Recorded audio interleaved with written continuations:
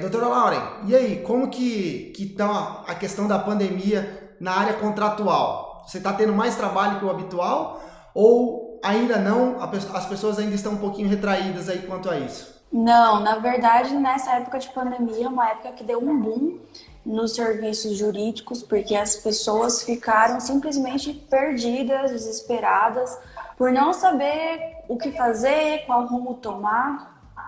E a verdade é que a maioria dos contratos, eles não preveem o que fazer em períodos dessa forma.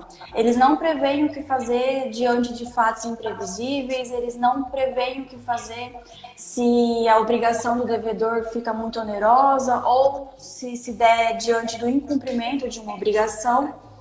Então, teve uma procura muito boa, inclusive essa pandemia aqui na minha cidade mesmo, o comércio só ficou fechado uma semana. Então a gente está trabalhando quase normal. Claro que os tribunais não estavam funcionando até então. O fórum está fechado, os processos eletrônicos voltaram, mas no mais aqui a gente está conseguindo levar melhor do que eu acredito que nas demais cidades. Mato Grosso é um dos estados que menos tem casos. Então nós estamos entre os privilegiados. Para você ver como a realidade diverge muito da localidade, né? A gente para São Paulo é o estado mais atingido, aqui o comércio está parado faz tempo e ainda continua parado. Os prazos processuais, pelo menos eletrônicos, voltaram, enfim, então a gente está tentando se virar como pode, mas a gente percebe que a demanda também tem crescido. Mas, doutora, você comentou, né, do Mato Grosso e tudo mais, eu queria que você fizesse uma apresentação aí breve, para quem não conhece ainda, quem está assistindo através do BSN e não conhece a doutora, possa saber o local que você atua, quanto tempo tem a advocacia, se você começou sozinha. É legal a gente saber isso, porque, como a gente disse, vai virar um podcast, né, que é o principal intuito da live. Então é para as pessoas conhecerem e estar bem interagindo também. Bom, pessoal, meu nome é Lauren, eu sou advogada, especialista em direito contratual. Hoje eu sou residente do Mato Grosso, na verdade eu sou residente do Mato Grosso desde nascença. A sede do nosso estado, a sede do nosso escritório é no Mato Grosso. Graças à internet, hoje, com o poder da tecnologia, a gente consegue atender diversos braços dos estados. Hoje eu conto com diversos parceiros em diversos estados, isso é muito bom. A tecnologia com certeza veio como uma aliada para a jovem advocacia e para a advocacia num todo. De prática eu tenho 8 anos, de advocacia eu tenho 4. E especialista, com especialização e tudo mais. É engraçado eu falar isso porque as pessoas sempre vêm perguntar: você é especialista, mas o que você fez? Você fez curso livre ou você fez alguma especialização? Não.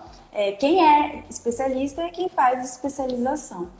E a gente atua aqui no Mato Grosso já. Eu comecei sozinha, depois eu fui aderindo com outros sócios. A advocacia, nós temos que ter parceiros, sempre tentar trabalhar em conjunto, porque eu acredito muito que a advocacia ela só prospera se a gente souber trabalhar em conjunto. Então hoje eu conto com mais 4 sócios.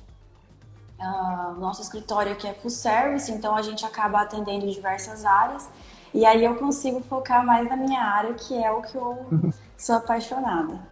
Gosta tanto. A gente ia até perguntar, era uma das perguntas, né, de saber qual o caminho, né, se você já começou no direito contratual, fazendo uma pós, qual que é a especialização necessária para quem quer atuar nessa área contratual, Laura?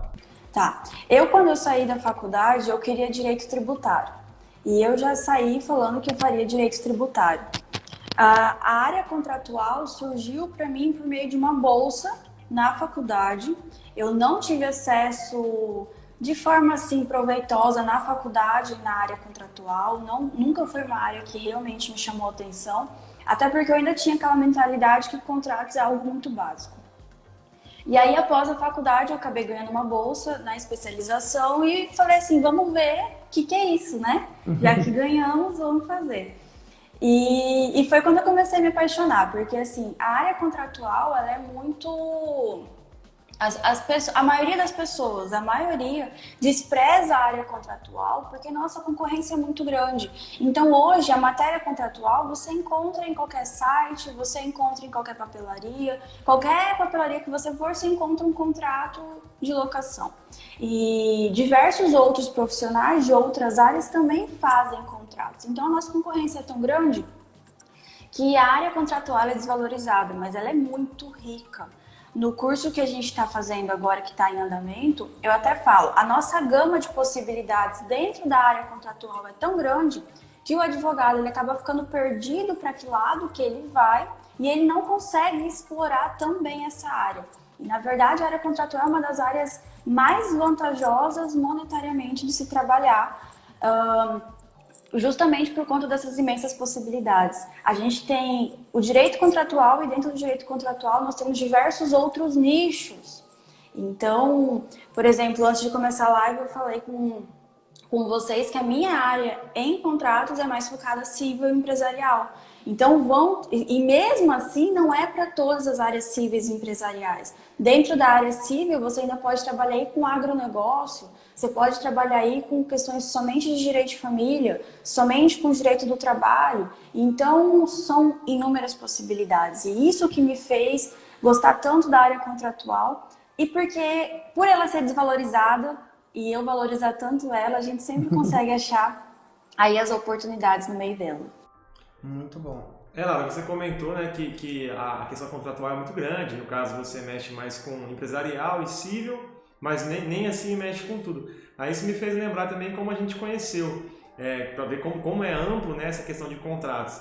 Eu lembro que teve um caso algum tempo atrás que um dominador, uma pessoa, um rapaz, eu acho que ele estava açoitando a pessoa dominada lá, a moça, e isso surgiu na mídia, só que ele tinha um contrato que permitia ele fazer isso sem ela reclamar. Foi onde a gente foi comentar um pouquinho desse assunto nos stories, por mais que não é o assunto que a gente mexe no escritório, mas estava todo mundo comentando. E a gente falou assim, e aí, será que esse contrato tem validade? Não tem? A gente não quis se aprofundar no momento, até porque não é a nossa área. Foi onde que uma das nossas seguidoras, ou seguidor, não me lembro, indicou, falou, uma advogada que mexe bastante com essa parte contratual é a Laura, e eu lembro que você explicou muito bem esse assunto, mas para ver como é amplo, até na questão criminal aí de um açoite, a pessoa tinha um contrato, por mais que você explicou que não tinha validade, mas para ver como é amplo, né, Lê? Sim, e Laura, essa advocacia contratual é uma advocacia, me parece, né, posso estar errado, mas uma advocacia mais extrajudicial, né, que a gente não vai tanto para o litígio, ou não, você ainda não consegue aplicar isso 100% no extrajudicial e as pessoas só procuram quando a bomba já estourou? Não, na verdade, hoje a minha maior demanda contratual é extrajudicial. Eu fujo ao máximo da judicialização, realmente não gosto. Eu só judicializo se for realmente para defender alguma tese muito boa ou se realmente o cliente estiver aí sendo prejudicado. Porque, vamos dizer, há alguns anos atrás, teve um boom de revisões contratuais na justiça. E esse boom de revisões contratuais, a maioria das revisões acabaram com a sua improcedência justamente porque se tratavam de uma aventura de ver o que vai dar. A gente teve um período da justiça que o consumidor ganhava tudo, sem qualquer análise, ganhava as revisões. E aí hoje, inclusive, essas revisões elas podem ser consideradas temerárias, perda de tempo para o cliente, sendo que não adianta você mais falar só, tem uma cláusula abusiva aqui, vamos revisar. Não é mais assim, você tem que demonstrar na prática, nos cálculos e tudo, que realmente ela é abusiva, que ela realmente onera o consumidor e assim por diante. A minha demanda hoje, a maioria é extrajudicial, mas eu tenho sim processos judicializados. Normalmente os processos judicializados são daqueles que não procuram antes, então são aí questões de consumidor, onde tratamos com contratos de adesão, e aí no final das contas acaba tendo algum problema ou outro. Mas como eu lido com empresas, a maioria das empresas eu consigo trabalhar nessa questão de elaborar contratos, e é interessante porque os meus clientes eu consigo abordar com eles essa importância dos contratos. Obviamente que vão ter aqueles que vão achar que é só mais um documento que não vai ter tanta importância, mas com o tempo e agora na pandemia, aqueles que não deram importância aos contratos, agora na pandemia eles sentiram o quanto o contrato é importante para prevenir conflitos. Realmente, essa questão da advocacia judicial, contenciosa, consultiva no caso, né, ela vem ganhando muito mais força ultimamente, né? Antigamente os advogados levavam na cabeça, o advogado ele tinha que entrar na justiça, o advogado depende da justiça, o advogado era diretamente ligado à imagem, a um fórum, né, a processo, e hoje a questão consultiva vem ganhando muita força, né? A gente conversou com a Mariana numa live recentemente que ela falou que atua no direito imobiliário, muito mais extrajudicialmente também. No seu caso, também, direito contratual, muito mais voltado para a questão preventiva, consultiva. Queria até entender um pouco mais da sua opinião a respeito do que você vê nesse avanço de mudança de pensamento, tanto do cliente quanto do advogado, em buscar mais as atuações extrajudiciais, se é benéfico, enfim, para perder a judicialização mesmo, né?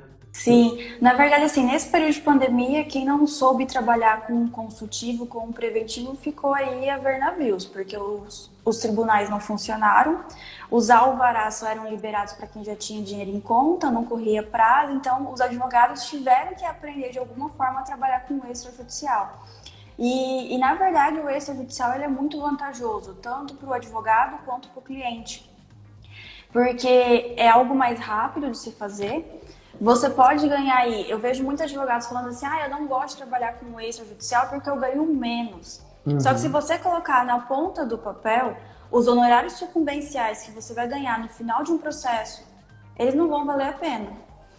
Tem um processo mesmo que a gente ontem estava fazendo um cálculo que ele já está durando mais de 10 anos. Agora que a gente vai passar a receber nossos honorários sucumbenciais, era sobre um contrato de compra e venda, que é somente para pedido de reembolso do sinal, e durou 10 anos o processo, sendo que se ele tivesse lá no início sido intermediado de alguma forma, tentado ser feita essa negociação, ou até mesmo ser resolvido na época, 50 mil reais não teriam se tornado 160 mil reais como está hoje. Então, você vê essa importância de extrajudicial, é economia de tempo, é economia de dinheiro pro cliente, e o advogado ele consegue fazer muito mais serviços dentro do extrajudicial do que ficar tendo dor de cabeça, tendo que ir no fórum, tendo que ir despachar com o juiz, tendo que ir na secretaria, pedir para a secretaria mandar processo para o gabinete devolver para a secretaria, porque eu preciso fazer carga, e eu preciso de prazo, eu preciso ser certificado, porque o processo não está disponível para eu levar para casa. Então, é tanta dor de cabeça que a gente pode evitar com a extrajudicialização, com a questão consultiva, que eu acho uma área apaixonante. Quando a gente fala de contrato, a gente fala de riscos. O contrato ele só existe porque vai dar problema. Se não existisse o problema, se não existisse o conflito, não precisaria de contrato. Porque senão a gente continuaria igual há séculos atrás, onde as pessoas só apertavam a mão e tudo estava resolvido. Exato. Mas não, o contrato existe justamente para isso, porque vai dar problema, vai ter conflito. E ainda que seja mínimo, vai ter. Então pode acontecer por exemplo, as partes assinaram hoje um contrato e aí vamos dizer que é um contrato de prestação continuada, e daqui uns 6 meses eles tiveram um pequeno conflito. O devedor não sabia muito bem onde ele deveria pagar, ou ele atrasou e ele não concorda em pagar, por exemplo, juros e atualização. No contrato já vai estar escrito. E hoje a área contratual tem evoluído no sentido de fazer menos contratos formais, enrijecidos, com muito juridiquês, e mais contratos dinâmicos. Tem-se já aí um braço dos contratos, que é o Visual Law, onde também tem vários advogados aplicando em peças e assim por diante, onde se tem um estudo que demonstra que o receptor, a parte que lê, ela entende melhor se for atrativo. Então você coloca lá cores, você dá um espaçamento melhor entre as palavras, deixa aquele contrato, deixa o documento de forma mais atrativa para a pessoa ler. Porque, gente, por que a maioria dos contratos não são lidos? Porque as pessoas não têm Não interesse, entendem, elas né? oram, Também não elas, entendem, né? É elas olham interessante que aqui aquele monte de palavra, ela fala assim, putz, nem vou começar a ler. É interessante que a pessoa que está te contratando, né, contratando um advogado para fazer um contrato, ela entenda o que ela está contratando. E para que ela entenda isso com mais facilidade, tem que estar com termos menos técnicos, de uma forma de fácil compreensão. E isso vem sendo um diferencial até para fechar contrato hoje em dia, né? Sim. Lauren, você falou, né, dos modelos, né? A gente vive uma era aí de modelos, né? A gente tem os nossos alunos aqui também, outras pessoas que a gente conversa também, sempre diz que as pessoas buscam um modelo para tudo, né? Seja, a gente estava até conversando com um amigo advogado que ele liberou um modelo, né, de uma peça para a pessoa ter uma fundamentação ali, para ter uma noção. E aí mudou a cor do carro. Ele falou, mas esse daqui não é o modelo do Celta preto com placa tal. Então a pessoa quer a coisa mastigada, no jeito tudo. Quais são os riscos, né, de a gente fazer um contrato baseados em modelo? Tem alguma cláusula que a gente sequer pensa, né, ou se o advogado que é iniciante, porque quando a gente começa, né, na advocacia, a gente é um advogado generalista. Com raras as exceções, a gente começa, pelo menos foi com a gente aqui, hoje a gente consegue, né, ter a nossa área de direito do trabalho, enfim, temos outros advogados que trabalham pra gente aqui também, que atuam em outras áreas, né? Mas no começo a gente faz de tudo e a gente, né, não sabe o que fazer, acaba fazendo, procurando modelos, procurando alguma coisa pra gente simplesmente mudar a qualificação. Quais são os riscos, né, de fazer um contrato desse tipo? E se tem alguma ferramenta que fala, você até pode pegar um modelo, mas é interessante você olhar tal e tal cláusula, alguma coisa assim que é de suma importância e que o jovem, né, principalmente o nosso público do Instagram aqui, o advogado iniciante, não tem esse entendimento porque na faculdade muitas vezes essa matéria passou desapercebida e não deu a real importância pro direito dos contratos, direito empresarial, enfim, né? O que você orienta aí para quem está começando e chega até mesmo para fazer um contrato de honorários, né? Eu tenho certeza que quem começa aí pega um modelo de contrato de honorários, a gente pegou um modelo também, hoje a gente, né, fez um novo, a gente tem algumas cláusulas específicas que só o dia a dia foi capaz de nos dizer, né, de, isso aqui tem que estar no contrato porque está dando problema, vamos colocar nos próximos. Então a gente foi adequando, né, depois de... concreta, né? Sim, no caso concreto, né, depois de mais de 4 anos advogando aí, a gente já sabe dos pepinos que pode ter se a gente não tiver isso em contrato. O que você orienta aí pro recém-formado? Eu até falo, casa de ferreiro espeto de pau, porque aqui no escritório também, o nosso contrato de honorários, a gente foi criar o padrão dele esse ano. Porque a gente só aprende na prática, não adianta, levando tapa na cara que a gente vai aprendendo aí o que a gente tem que remodelar, porque eu não sou contra os modelos em si, só que eu sou contra ser utilizados na sua íntegra. Eu acho importante se utilizar de modelos como uma referência por onde você começar, mas não para você se utilizar deles sem qualquer análise prévia. Vamos dizer, hoje, pessoas que não querem contratar um advogado ou não querem se preocupar com isso, vão ali na papelaria e pegam aquele modelo de locação. Aquele modelo de locação, por mais básico que ele seja, ele vai dizer que houve uma locação, qual que foi o preço da locação, qual foi o termo inicial, o termo final da locação, as testemunhas, se teve algum fiador e acabou. Então, assim, esse modelo vai ajudar pelo menos a parte demonstrar que existiu aquele negócio entre elas. Beleza. Só que qual é o grande problema de você utilizar os modelos na sua íntegra e sem qualquer análise prévia? Porque os contratos, eles vão se alterar muito entre as partes. Ainda que tenhamos o mesmo objeto, a gente vai ter aí obrigações diversas entre as partes. Vamos pegar um contrato de locação, que é o contrato mais comum aí no cotidiano. Ontem até eu falei isso lá na aula. Podem as partes estipular uma cláusula que vai ser o locatário que vai pagar o IPTU. E aí veja, o locatário, a administração pública não vai cobrar o locatário, a administração pública vai cobrar o proprietário do imóvel. Sim. Ainda que tenha um contrato de locação, a administração pública não quer saber, quem ela vai cobrar é o proprietário. E aí, nesse momento que o proprietário sofre uma execução pela administração pública, ele só vai conseguir cobrar o locatário se ele tiver aí uma cláusula específica na locação. E isso pode ser negociado entre as partes. Alguns colocam, outros não. E além disso, você já pode colocar que caso o locador receba aí uma intimação de uma execução pela administração pública, como vai decorrer essa ação frente ao locatário. Então você pode colocar que logo que o locador for intimado pela execução fiscal, ele pode aí dentro de um prazo de 5 dias notificar o locatário para que pague a dívida. Se o locatário não pagar dentro dos 5 dias, poderá então o locador promover ação competente de cobrança. E ainda assim, hoje a gente consegue se utilizar dos negócios jurídicos processuais. Negócios jurídicos processuais são cláusulas que prevêem como as ações daquele contrato vão correr.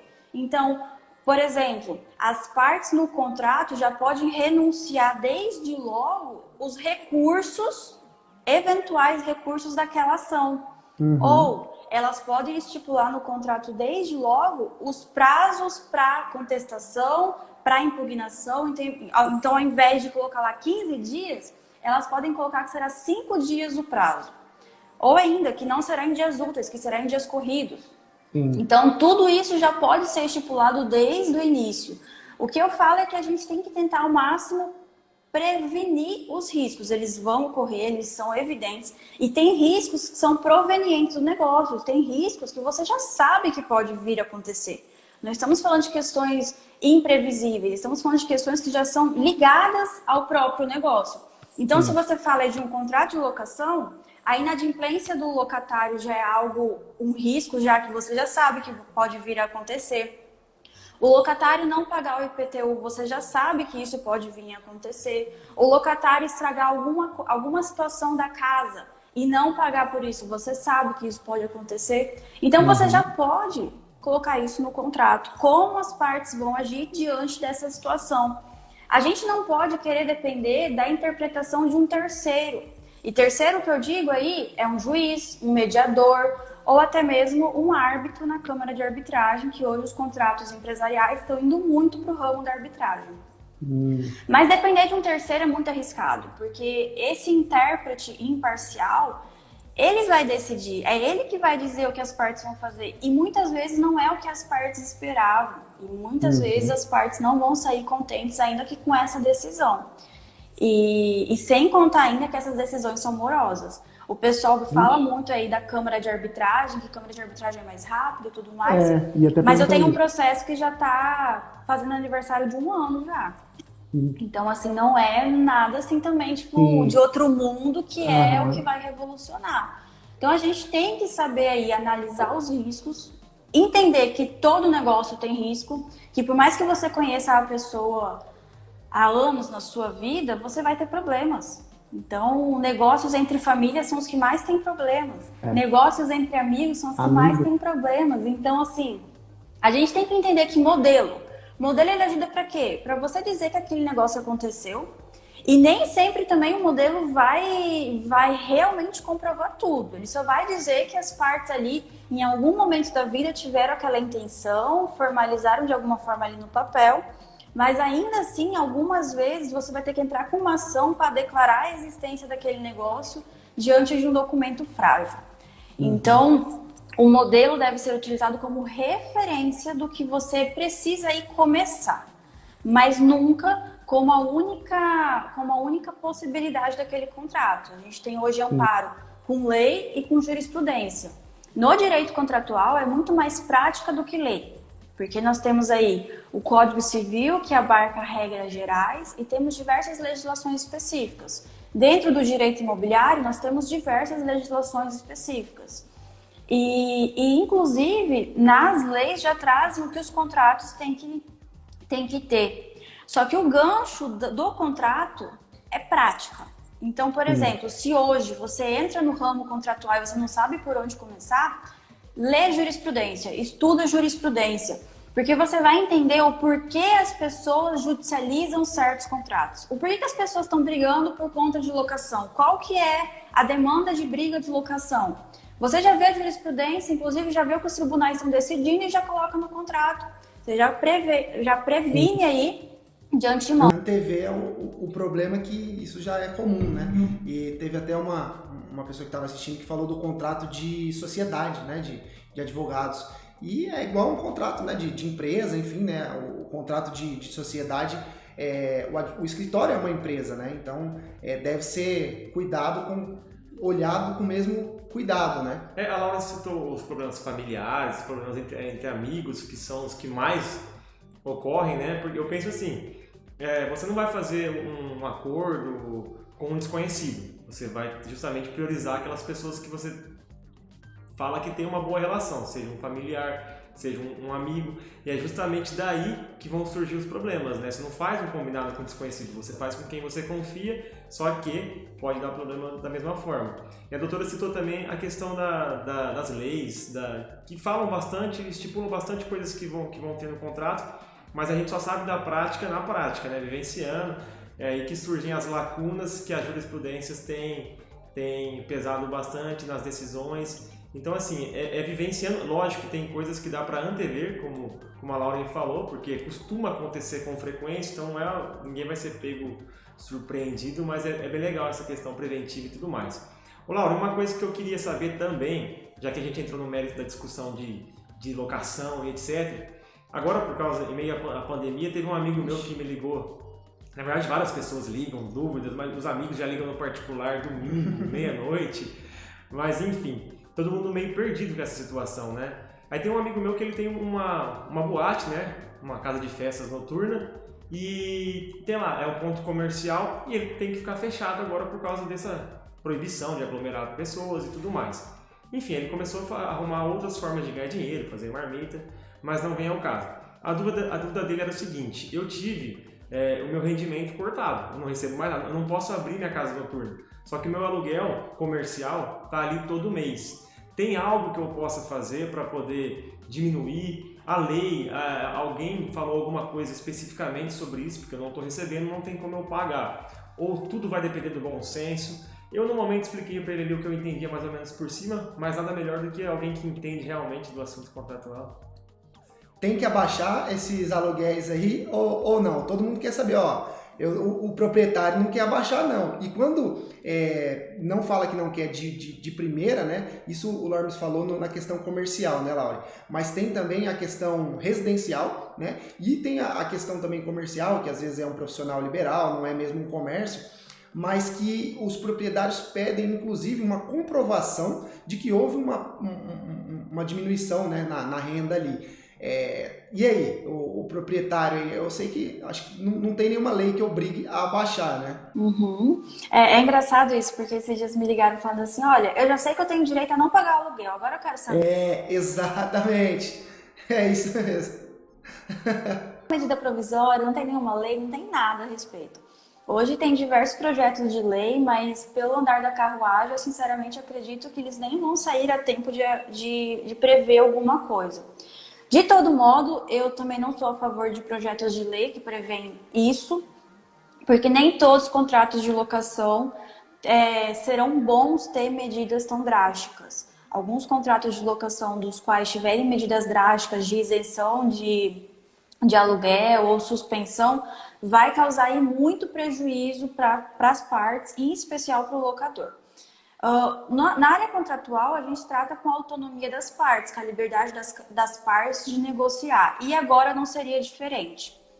Qual é a questão agora da pandemia? Como estamos diante de situações imprevisíveis que atingiram a todo mundo e que todo mundo está sofrendo de alguma forma, as partes podem negociar. O que os tribunais estão falando? Que se ficar demonstrado aí que uma das partes foi afetada pela pandemia, então, por exemplo, o locatário foi afetado pela pandemia, ele teve um decreto que mandou fechar o comércio dele, ele não consegue trabalhar durante a pandemia. Então, ele vai ter um direito aí, o juiz pode aí proporcionar a ele uma suspensão desse aluguel ou uma redução do aluguel. E quando falamos de suspensão e redução, a gente também pode falar aí que o restante do aluguel que não foi pago nesse período será pago em meses posteriores. Não vai ser uma isenção, né? Vai ser só vai postergar o pagamento. Até porque muitos dos locadores sobrevivem dessa renda de aluguel. Então é muito temerário a gente falar que todos os contratos de aluguel devem ter uma suspensão porque o locador não precisa. E, na verdade, tem muitos locadores que só sobrevivem disso. Então, é perigoso a gente dar uma medida para todos os contratos. Mas nessa situação de pandemia, se ficar demonstrado aí que, por exemplo, o locatário teve que fechar o seu comércio por questões de ordem pública, foi o decreto municipal que mandou fechar o comércio, ele não tem o que fazer, ele não pode, porque o comércio dele tem aglomeração e assim por diante. Então, sim, as partes vão ter que negociar, e se o credor não tiver bom senso nesse momento, infelizmente ele vai sofrer uma ação judicial, e a maioria dos juízes estão dando liminares para suspensão ou redução dos aluguéis. Só que isso é comercial, então a gente tem que analisar se o comércio realmente sofreu aí com a pandemia. A gente tem que ter a noção de que nessa pandemia nem todos os negócios foram afetados da mesma forma. Sim. Então tem negócios que sofreram um boom de crescimento, tem negócios que aumentaram durante essa pandemia. Então você não pode falar que esse negócio que aumentou as vendas na pandemia, ele vai poder ter a redução do aluguel, porque ele continuou na mesma, continuou melhor ainda. Não adianta pedir a redução do mercado, né, de um supermercado, pedir a redução, né, que de regra aí eles continuaram funcionando normalmente. Sim, e aí nessa questão, quando você for demonstrar, você tem que demonstrar os prejuízos, o faturamento é menor, demonstrar tudo isso. Inclusive, tiveram juízes que, por exemplo, o consumidor entrou lá pedindo já a suspensão das parcelas de contratos, e o juiz falou bem assim, você ainda nem sabe como vai ser o próximo mês. As pessoas já estão se antecipando aí nas ações, sendo que realmente nem sofreram um prejuízo. Então, elas têm que realmente sofrer um prejuízo, demonstrar isso, demonstrar o faturamento, se o comércio se manter aberto. Mas se o comércio se manter fechado, é óbvio que você vai ter decretos demonstrando que eles tiveram que fechar. Muitas empresas tiveram que mandar funcionários embora, tiveram que fazer toda uma readequação, quebrar contratos de aluguel, porque não conseguiam se manter. Então, tudo isso é prova para conseguir aí uma redução ou uma suspensão. Primeiro, começa pela medida menos drástica. Só vai para as demais se realmente for necessário. A extinção é a última das medidas a se levar em consideração.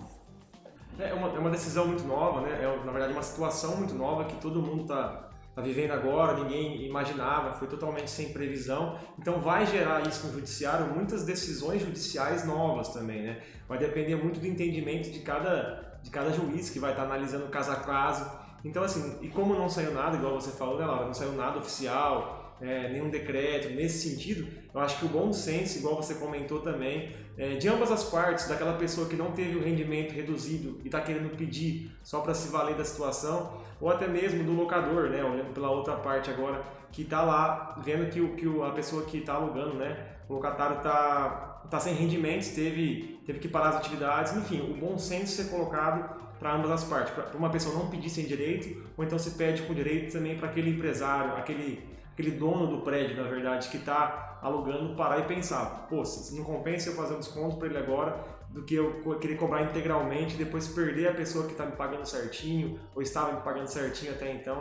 Acho que tudo isso tem que ser colocado em pauta. Não pode ser intransigente, né? Eu acho que todo mundo, né, tá passando por alguma dificuldade, né, seja financeira e a própria pessoa que está alocando ali, né, o dono do imóvel, tem que também ter uma flexibilidade, assim como uma pessoa que também está pedindo, né? Não adianta pedir uma isenção, falar, não, eu vou ficar 3 meses sem pagar e é o que eu posso fazer ou eu vou sair do imóvel, né? Porque rompe o rendimento daquele que estava recebendo também, né? Porque, né, às vezes também quem está pagando, o que acontece? Né? Algumas pessoas vêm procurar a gente e acha que a pessoa que está, não tem essa visão que você falou, né, Laura?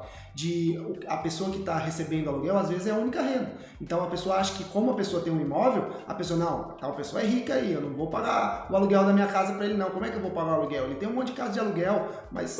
Mesmo que não for a única renda, as pessoas elas se programam em cima do que elas estão acostumadas a receber. Vamos supor que ele tenha outra renda, mas é complementar aquele conta de aluguel dele. Então ele já faz as despesas dele em cima daquilo lá. Por mais que ele tenha uma outra renda, aquilo ali vai atrapalhar ele também. E vamos supor que ele tenha mais de um ponto e todo mundo pare, é complicado. A gente comentou da questão comercial e na questão de residencial mesmo. Se a pessoa teve esse problema, né, vamos supor, esse mesmo comerciante, ele mora de aluguel. Tudo bem, no prédio comercial dele, ele comprovando por meio de um decreto que ele teve que parar, enfim, isso aí vai prejudicar os rendimentos dele, vai prejudicar os rendimentos dele para pagar o aluguel comercial, mas também para poder pagar o aluguel residencial. É o mesmo sentido? Você acha que tem o mesmo consenso? Os juízes vão entender no mesmo sentido?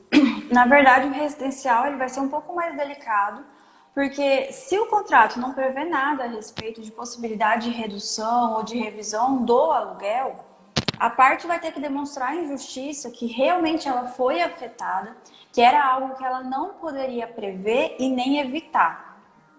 Então, vamos dizer, perdeu o emprego e saiu com uma mão na frente e outra atrás. Ou teve o comércio fechado. Ela vai ter que demonstrar aí de forma clara quais foram os danos que ela teve decorrente dessa pandemia. E que, mais uma vez, foi uma situação que ela não tinha como evitar de acontecer. Porque a gente não pode simplesmente se utilizar da pandemia como fundamento para tudo, porque ela não vai ser. Aqui no Instagram eu tento fazer uns quiz de vez em quando com o pessoal de verdades e mentiras da pandemia. E tem muita coisa assim, nesse contrato aqui vai acontecer isso, nesse outro contrato vai acontecer aquilo. E não é assim. Eu vejo que uma das... você falou de residencial, a parte vai ter que demonstrar, comprovar os prejuízos. Mas vamos dizer, um dos comércios mais afetados nesse período são os berçários, por exemplo. Escolas de educação infantil, da qual não tem como prestar outro serviço senão aquele presencial. E aí, ontem teve uma cliente que ligou e ela falou assim, olha, a escola não quer reduzir a mensalidade, ela não quer fazer nada. Ela falou, ou você paga a mensalidade ou você paga a multa para rescindir esse contrato. Então, veja, essa rigidez nesse momento só vai piorar para a escola. Para a escola, o melhor é manter esses clientes dela, manter essas crianças com um contrato vigente, ainda que suspenso, do que depois da pandemia ela perder todas as crianças, porque todo mundo rescindiu e ela não ter mais verba para continuar. Então a gente tem que tomar muito cuidado nesses contratos, tanto de aluguel quanto de escola e outros contratos que têm a duração aí continuada. Vamos dizer, contratos de escola e contratos de aluguel normalmente duram aí pelo menos 6 meses a 1 ano. Esses contratos de prestação continuada, a gente tem que ter maior cuidado ainda com eles, porque depois da pandemia eles vão continuar. E se nesse momento o credor não tiver o bom senso de negociar eles, depois da pandemia ele vai ter que fechar as portas, porque ele vai perder todos os seus consumidores, todos os seus clientes. Exatamente, é uma essa cláusula, né, Laura, que você está dizendo sobre o caso de o que acontece se perder a renda, o que acontece se algo fora do normal ocorrer durante a vigência do contrato, né?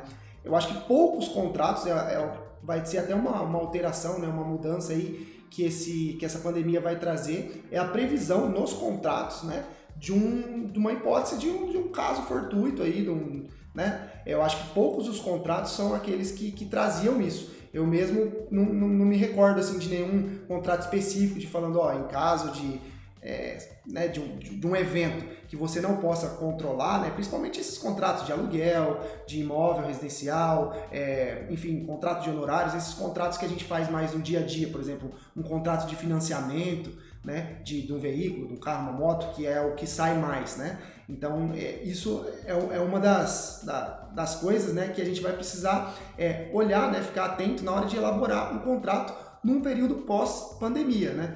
Você já orientava os seus alunos dessa forma, de que era preciso calcular o imprevisto, né? Porque a gente sempre sabe que o imprevisto não é tão imprevisto, né? Como a Mariana estava falando segunda, né? Que a gente falou com ela, o imprevisto a gente sabe que vai ter o imprevisto, né? Então a gente chama de imprevisto porque não sei, né? A gente sabe que vai ter, mas não sabe quando, não sabe como vai acontecer, mas a gente agora tem que começar a olhar justamente para essa forma mais cautelosa, né, na hora de elaborar um contrato. Você já orientava aí os seus alunos aí dessa forma? Sim, inclusive o que a gente tem que ter em mente é justamente isso que você falou. Os problemas eles vão ter.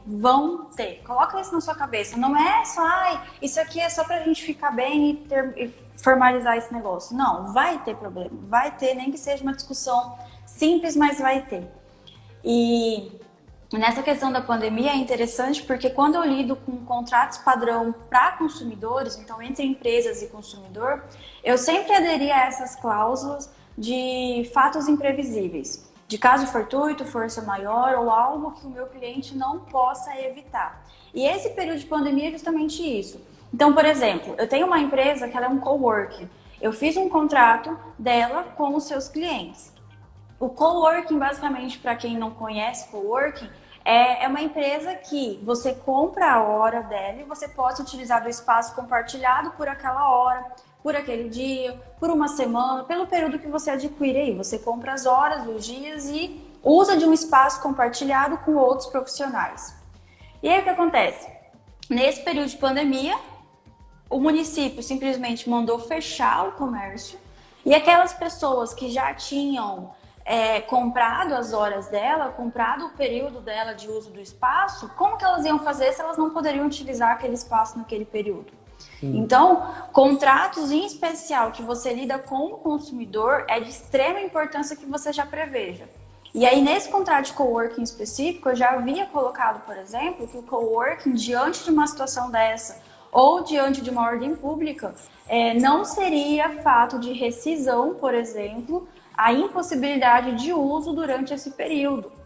Então, a gente já tenta aí antecipar de alguma forma o que poderia acontecer. E a maioria dos casos é o consumidor querer, por exemplo, o dinheiro de volta porque ele não vai poder usar. Então, não, a gente já coloca que isso não vai ser possível nesse período, que vai ter que esperar o período normalizar e aí, posteriormente, se utiliza do crédito.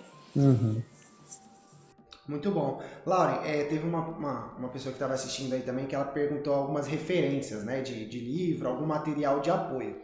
É até um dos nossos assuntos aqui da live, como as pessoas podem, como o advogado, né, recém-formado aí, acabou de passar na OAB, falou, gostei, né, vi a live aí da doutora Lauren, gostei dessa área contratual, acho que seria uma área bacana.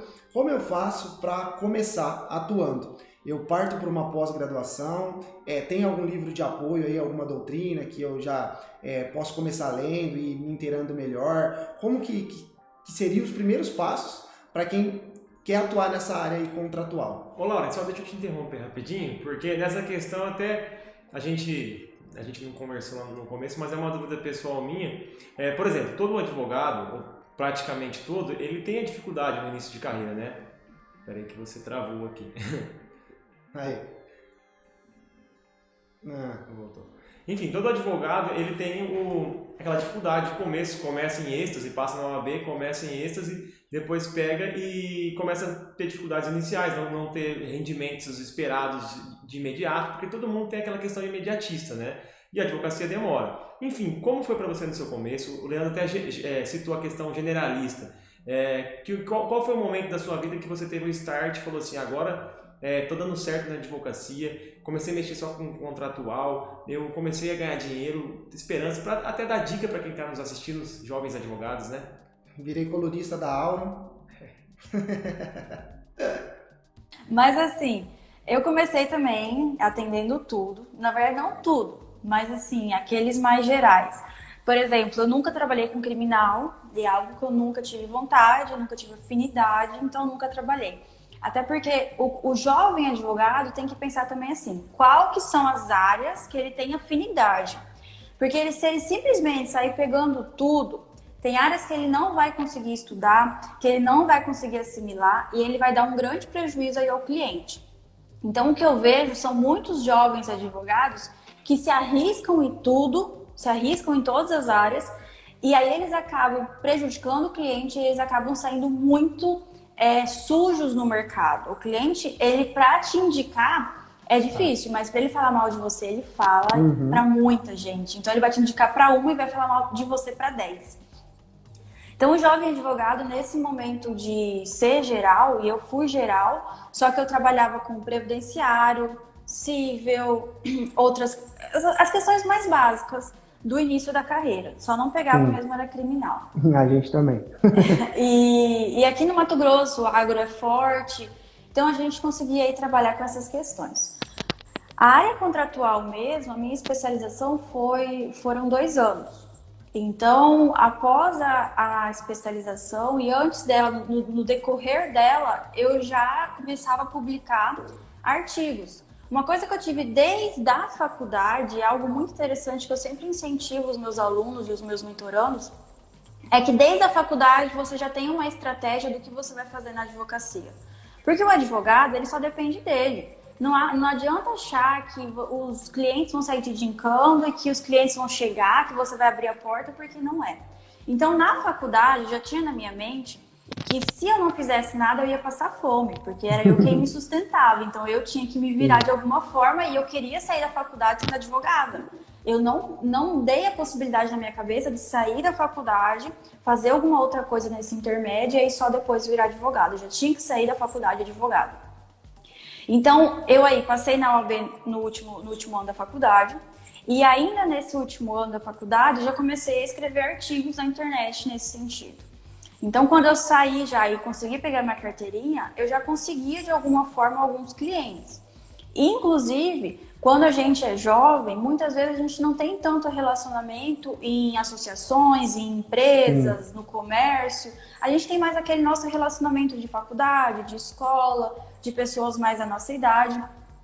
E isso é algo também que o jovem advogado tem que colocar em mente, que é conhecer novas pessoas, se colocar num novo ciclo de pessoas. Sabe? Não é que é para você esquecer seus amigos anteriores, mas é que é para você aumentar a sua rede de relacionamento. E aí, com o tempo, as pessoas vão te conhecendo. Quem não é visto não é lembrado, né? Isso mesmo. E jovem advogado, então, tem que ser muito visto, muito lembrado. A gente tem que se pôr em exposição ao risco a todo momento. A gente tem que se expor a errar. Tem que se expor, se expor. E se utilizar dos 2 ganchos. A gente não sobrevive só de internet, a gente também sobrevive do nosso contato. Eu moro no interior, então aqui a maioria das pessoas nem se utiliza da internet para o comércio. Agora, esse ano que começou realmente. Então, no interior, principalmente, você tem que ter muito mais contato com a pessoa. As pessoas não vêm até mim porque me veem na internet. Os meus clientes de internet são clientes de outros estados. Aqui da cidade são somente aqueles que me conhecem ou que foram indicados por algum outro cliente.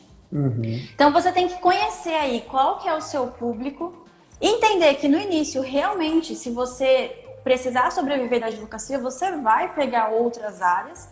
Eu peguei outras áreas no meu início. Hoje o escritório ele é serviço completo, ele é full service, então eu tenho outros advogados, mas eu tento mexer mais nas áreas que eu tenho afinidade. O especialista, e eu defendo muito a especialização, porque é o especialista que vai saber o caminho para você seguir. Hoje, revisões contratuais, elas são limitadas, mega limitadas. O Código Civil já traz, por meio da liberdade econômica, da Lei da Liberdade Econômica, que revisão contratual é exceção. Quem que vai achar a exceção para sua revisão contratual? Normalmente é um especialista. O generalista, ele sabe do básico, ele não sabe daquele pontinho ali, ó, que vai fazer você virar o jogo. Então, assim, no começo é normal, a gente entende que o advogado ele realmente vai pegar vários casos, mas eu não aconselho se aventurar a todos os casos. Somente nos casos que você terá afinidade para estudar. Mas, quem faz tudo de tudo não faz nada bem, né, Lívia? Mas assim, não, chegou aí um cliente de criminal.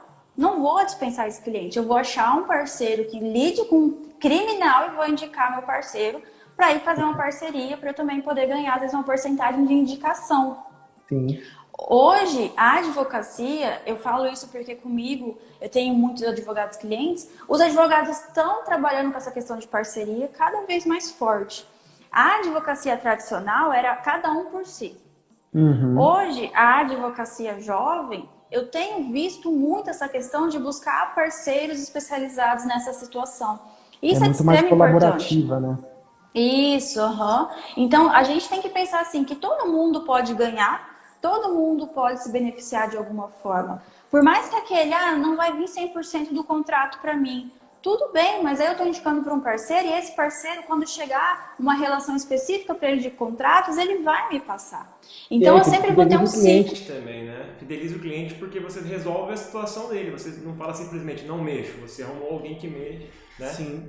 E o melhor, né, é o que a gente sempre fala aqui. O seu escritório, né, pode ser full service, você pode ter várias pessoas atendendo aí em todas as áreas. Mas você, né, cada advogado deve ter uma área de expertise ali, uma área definida, porque isso faz total diferença. E essa questão da parceria realmente é muito, muito legal, né? Essa questão dos livros também, né? vou perguntar. A questão da parceria é muito legal porque, assim, a gente, por exemplo, né, direito criminal, a gente não pega aqui mesmo.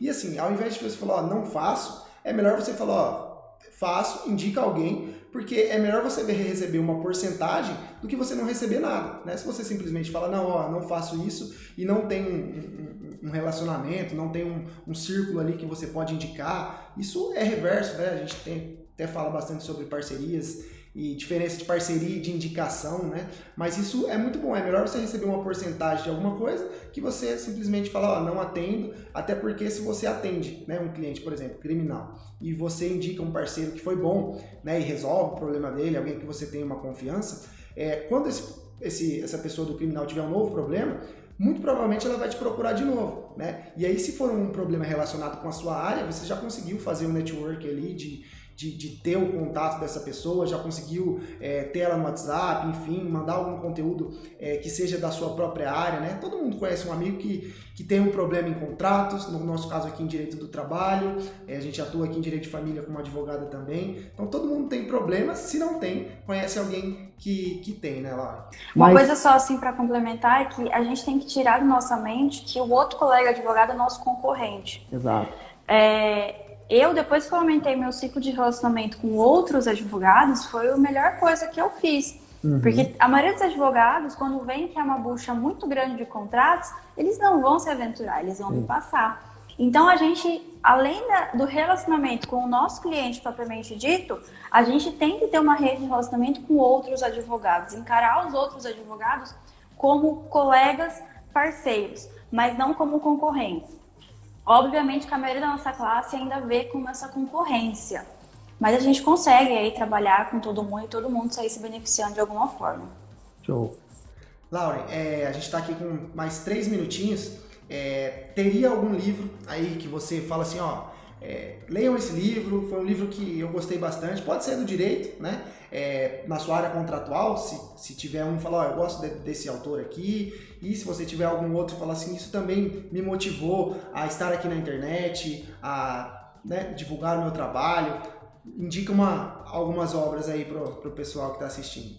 Tá. Para os advogados, eu indico um livro que eu particularmente amo ele. Eu já fiz a releitura dele e eu acho ele maravilhoso, que é Como os Advogados Salvaram o Mundo. Já indiquei ele no meu perfil, ele é muito bom, ele conta a história do direito baseada no advogado. Desde quando que o advogado é importante? Porque a gente tem essa desvalorização do advogado e esse livro ele traz de forma muito rica o porquê que o advogado é importante para a sociedade. Eu sou apaixonada por história do direito, então esse livro ele traz toda uma história real, assim, desde séculos remotos até agora. Como os advogados salvaram o mundo. Como os advogados salvaram o Show. mundo. Na área contratual, eu não sou muito apegada em doutrinas, porque doutrina ela é bem teórica, é mais para quando você for criar teses, criar teorias e assim por diante. Mas, para o jovem advogado aí que está começando, tente buscar sempre doutrinas didáticas. Então, por exemplo, Maria Helena Diniz, Arnaldo Rizzardo, Pablo Stolze, Flávio Tartucci, Pablo Stolze e Flávio Tartucci, eles normalmente lançam direito civil e aí vai ter um ramo dos contratos. Mas Maria Helena Diniz e Arnaldo Rizzardo têm doutrinas específicas para contratos. E ainda assim, a doutrina que é dessa grossura, tipo, é mega grande, Maria Helena Diniz tem 5 volumes de contratos, não vão conseguir abranger tudo.